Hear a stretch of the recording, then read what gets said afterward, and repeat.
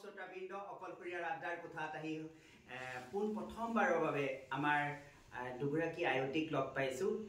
এগৰাকী হৈছে উজনিৰ, এগৰাকী হৈছে নামনিৰ। আজি উজনি আৰু নামনি একদম ধামখুমি আৰু ৰুলিৰ এজোৰকাই প্ৰথম আৰম্ভণি কৰিম।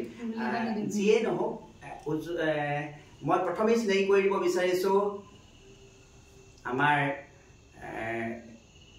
কলা সংস্কৃতিৰ সাধক সুলেখিকা তথা দাপোনমতিৰ স্ৰষ্টা লগতে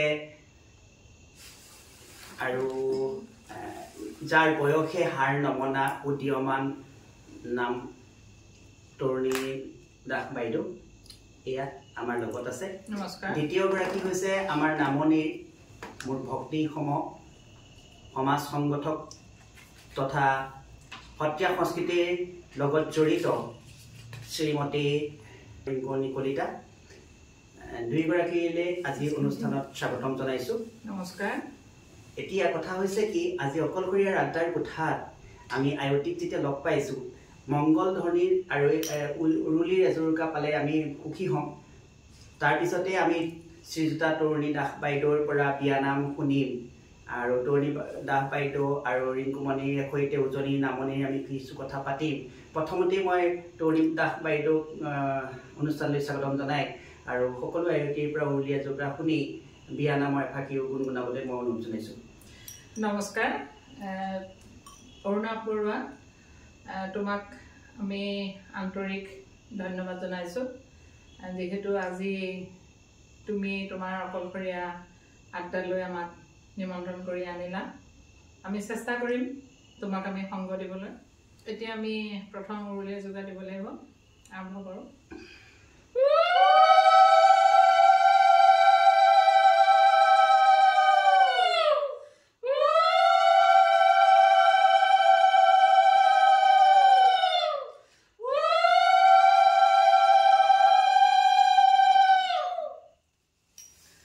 দাপোনমতি আচলতে শ্ৰীযুত অৰুণা বৰুৱাৰ খুব এটা কাব্যিক মনৰ তেওঁ অধিকাৰী।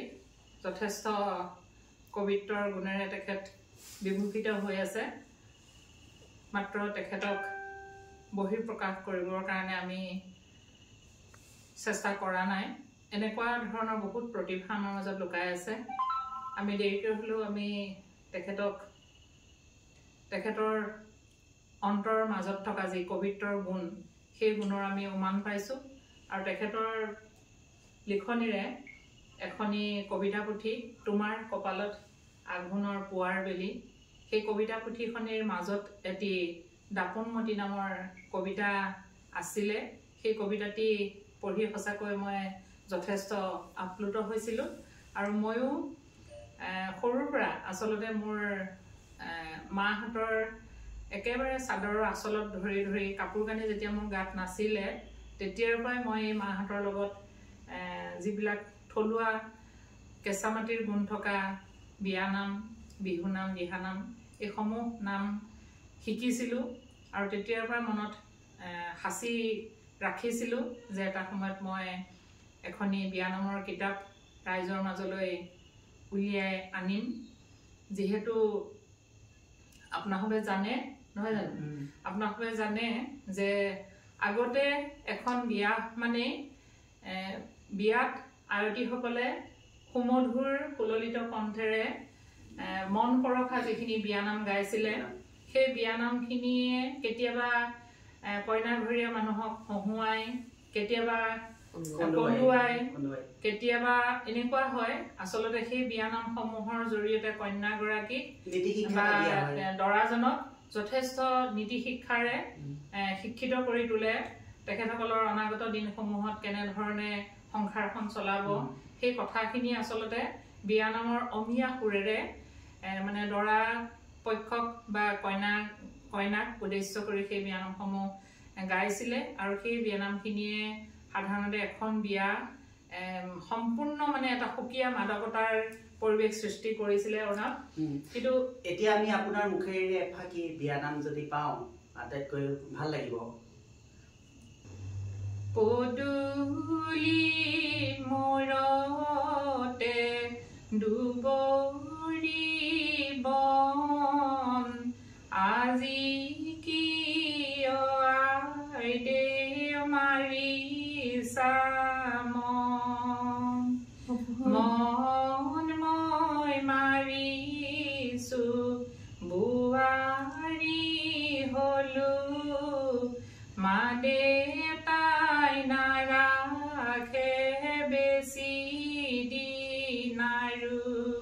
সঁচাকৈ সুন্দৰ অসমীয়া সুৰৰ এগৰাকী বয়সে হাৰ নমনা শ্ৰীযুতা তৰুণী দাস বাইদেউৰ কণ্ঠত সুললিত এই বিয়ানাম ফাঁকি শুনি সঁচাকৈ আপ্লুত হৈছোঁ আৰু দৰ্শক শ্ৰোতা ৰাইজেও সকলোৱে ভাল পাব। দ্বিতীয়তে মই বাইদেউ এটা কথা আপোনাৰ পৰা জানিব বিচাৰিছোঁ, অসমীয়া সমাজৰ এতিয়া যিখিনি পৰম্পৰা বিয়ানামৰ আপুনি লিপিবদ্ধ কৰিছে দৰা পক্ষ কইনা পক্ষৰ, এতিয়া কথা হ'ল কি আমাৰ সমাজত এই ৰীতি নীতিখিনি ক'ৰবাত যেন জ্যোতি পৰিছে, ক'ৰবাত যেন হেৰাই গৈছে, এই সংস্কৃতিখিনি যেন ক'ৰবাত যেন ভাৱ হয় বিয়া এখন দেখি পেলাই নাইকিয়া হৈ যাব নেকি, আপোনাৰ মনেৰে কি কয়? সেইটো একেবাৰে সত্য কথা। আচলতে আমি সৰুৰ পৰা যিখিনি দেখিছিলোঁ, আমি বিয়া বুলিলে আচলতে আমি খুব মানে আন্তৰিকতাৰে এখন বিয়ালৈ এইটো কাৰণে যাওঁ যে আয়তীসকলে বা আমাৰ আইতাহঁতে মাহঁতে খুব এটা শুদ্ধ নীতি নিয়মেৰে এখন বিয়া মানে সমূহ কাৰ্যসূচী ৰূপায়ণ কৰা আমি দেখিবলৈ পাইছিলোঁ। আৰু বিয়াবিলাকলৈ আমি এইটো কাৰণে যাওঁ, বিয়াবিলাকত মাহঁতে বা আইতাহঁতে বা মাহঁতৰ লগৰ সমনীয়াসকলে ইমান সুন্দৰকৈ মানে বিয়া নামবিলাক গাই প্ৰতিটো নিয়ম ইমান সুন্দৰকৈ তেওঁলোকে উদযাপন কৰে, সেইখিনি দেখি সঁচাকে আমাৰ মনত তেতিয়াই মানে আমি ভাবিব নোৱাৰা ধৰণে সাজ বহিছিলে। আৰু ইমান সুন্দৰকে বিয়া নামবিলাক গাই কইনাগৰাকীক বুজনিও দিয়ে বিয়া নামেৰে। আজিকালি মই দেখিছোঁ, আমি বিলাকে দেখিছোঁ ধৰক সেই আমাৰ তোৰণ বুলি ক'লে যে কলপুলিৰ আমদালিৰ যিটো এটা ব্যৱস্থা থাকে প্ৰণালীবদ্ধভাৱে আগৰ, দ্বিতীয়তে গামোচাৰে মানে তামোলৰ যিটো ঢাকি থয়, তেনেকুৱা কিছুমান সোমাই যাওঁতে যিটো বিয়াৰ উঠপ থপ দেখোঁ, আজিকালি কিছুমান মেকানিকেল হৈছে নেকি। দ্বিতীয়তে দেখিছোঁ পানী তোলাৰ ক্ষেত্ৰত মানে ক'ৰবাত পুখুৰী নাই বা কিবা নাই, পানী তোলাৰ ক্ষেত্ৰত ক'ৰবাত হয়তো বাল্টিঙতো পানী তোলে। আজিকালি কিবা সংস্কৃতিত অপসংস্কৃতিৰ গ্ৰাস কৰে মনে ধৰে, আপোনাৰ মতে হয়নে? মোৰ মানে একেবাৰে শুদ্ধ কথা এইটো, কাৰণ পশ্চিমীয়া সভ্যতাৰ দোহাই দি আমাৰ যিখিনি অসমীয়া লোক কৃষ্টি সংস্কৃতি সেইখিনি সঁচাকৈ উঠি অহা নৱপ্ৰজন্মৰ বাবে একেবাৰে অশনি সংকেত হৈছে। কাৰণ কেলে এতিয়া বিয়াবিলাকলৈ গ'লে আমি দেখোঁ যে বিয়া নামৰ পৰিৱৰ্তে তেওঁলোকে কি কৰে মানে সাউণ্ড চিষ্টেমৰ ব্যৱস্থা কৰে, তাতে তেওঁলোকে গান কিছুমান লগাই থয় আৰু সেই গানবিলাক গীতবিলাকৰ তালে তালে ডেকা গাভৰুবিলাকে নৃত্য কৰে। আৰু কিছুমান ক্ষেত্ৰত এনেকুৱা হয়গে সেই নৃত্যসমূহ কিবা একেবাৰে উদ্যান নৃত্যলৈ পৰিণত হয়গে। ধন্যবাদ বাইদেউ, আপোনাৰ লগত আকৌ কথা পাতিম। মই আহিছোঁ নামনিৰ ভগ্নী মোৰ শ্ৰীমতী ৰিংকুমণি কলিতাৰ ওচৰলৈ। গীতত লিখা স্বাগতম ভিতৰলৈ নিমন্ত্ৰণ, চিঠি দিও মতা নাই, অনামাতাই আহিবালা যেনো লগা নাই। এইটো কি গালা তুমি? নহয়, ভাল লাগিছে সঁচাকৈ। এইটো কি গালা? মানে বিয়ালে মানুহ আহিলে আকৌ লাজেনো লগা নাই বুলি ক'লা যে কেনেকুৱা ধৰণৰ কথা? মানে গেটত কি ধুনীয়াকে লিখা থাকে ন স্বাগতম বুলি, ভিতৰলৈও নিমন্ত্ৰণ থাকে কি ধুনীয়াকে, কিন্তু মানে দৰা ঘৰেতো নিমন্ত্ৰণ গেটত লিখা আছে, স্বাগতমো লিখা আছে, কিন্তু দৰা ঘৰত যেতিয়া কইনা নিবলৈ আহিব ধৰক তেতিয়াতো গোটেই দৰা পাৰ্টিকটো নামাতে, দৰাকহে নিমন্ত্ৰণ দিয়ে। তেতিয়া জোৰা নাম আৰু জোপোৱা নাম যে অনামাতাই আহিবা লাজ হেনো লগা নাই, এনেকে মানে জাষ্ট কইনা ঘৰৰ ছোৱালী। তোমাৰ মতে অসমীয়া সমাজৰ উজনি আৰু নামনিৰ যিটো বৈশিষ্ট্য, সেই বৈশিষ্ট্য আজি ক'ৰবাত ফাট মেলা নিচিনা অনুভৱ মই দেখিছোঁ, তোমাৰ মতে কি? হয় দাদা, আপুনি ঠিকে কৈছে। মই এতিয়া আমি ফেচবুকত যিটো মানে দেখা পাই থাকোঁ বৰ্তমান সামাজিক মাধ্যমত লোৱাৰৰ যিখিনি কৃষ্টি, আজি মই আপাৰৰ বোৱাৰী, লোৱাৰৰ ছোৱালী, আপাৰ লোৱাৰ নামনি অসমৰ ছোৱালী, গতিকে বহুত প্ৰশ্ন লোৱাৰৰ মানুহে মানে ধৰক আপাৰৰ মানুহে নাজানে, য'ত নেকি মোক সোধে যে লোৱাৰ আছামত ফেচবুকত দেখি থকাৰ নিচিনা হয় নেকি, কিন্তু নহয়, বহুত ক্ষেত্ৰত নহয় বুলি কওঁ। হয় তাৰে মাজত বহুত হয় আৰু বহুতখিনি নহয়। এতিয়া বৰ্তমান মই নাম নলৈ তেখেতৰ নোৱাৰিম, উঠি অহা কৰিশ্মা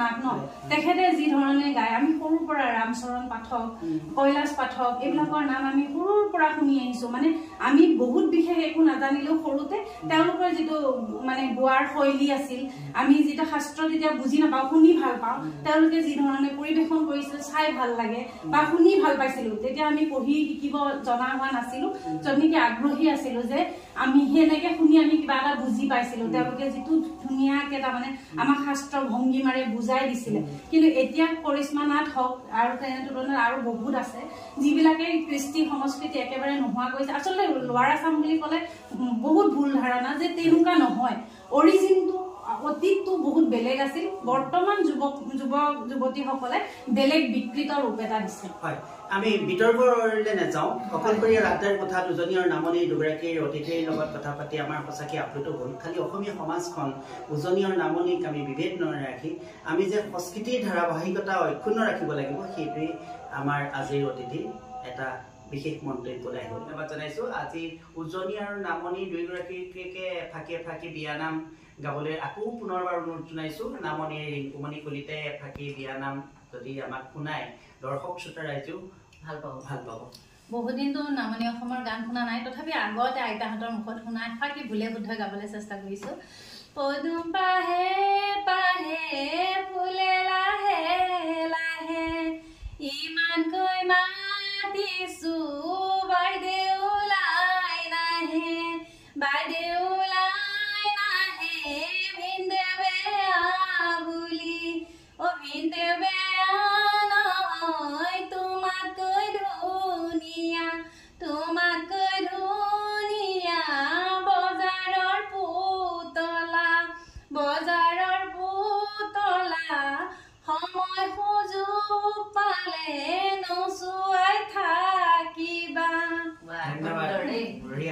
বাইদেউ এবাৰ উজনিৰ আমাৰ যদি নীলাকৈ আকাশত ৰঙাকৈ বেলি চলাব লাগিব লোকৰ ঘৰখনি ৰাতি নপুৱাওঁতে উঠিবা শুই ঘৰ চোতাল সাৰি লৈ ধৰিবা জুই ধন্যবাদ যদিও দীঘলীয়া হৈছে আজি ভিডিঅ'টো আপোনালোকে স্ক্ৰিপ্ট নকৰাকৈ সম্পূৰ্ণভাৱে ভিডিঅ'টো চাওক লাইক কমেণ্ট শ্বেয়াৰ কৰিবলৈ নাপাহৰিব অকলশৰীয়া ৰাস্তাৰ কথা আজি এয়াই ধন্যবাদ